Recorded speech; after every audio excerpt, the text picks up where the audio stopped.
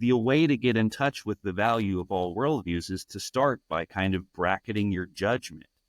And like, but then after you've done that, you kind of realize that if you're really going to love, you're going to have to use discriminating wisdom to figure out what's healthy and what's not healthy, and what's actually value and what's vice, and what's virtue and what's vice. And so that's where some of this desire to create like an integration comes online. And yeah, and then we continue further with these more like a desire for skillful integration, and that's where some of these epistemic humility and these other kind of like skillfulness as a virtue come online. And then probably at the top point is something like fully just living for a higher purpose, like really wringing out your personal bias and checking yourself and owning your ego, and like being like, okay, these are the healthy parts of my ego that I will allow myself, and I will not allow myself to become a cult leader. Like I would say this is one of the problems with Wilbur is, he thinks of himself as the Einstein of cult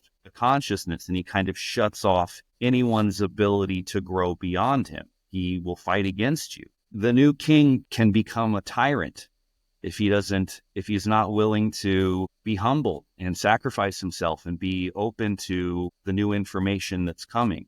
This is another one of the important lessons, that we need to have a community where we can work on it together.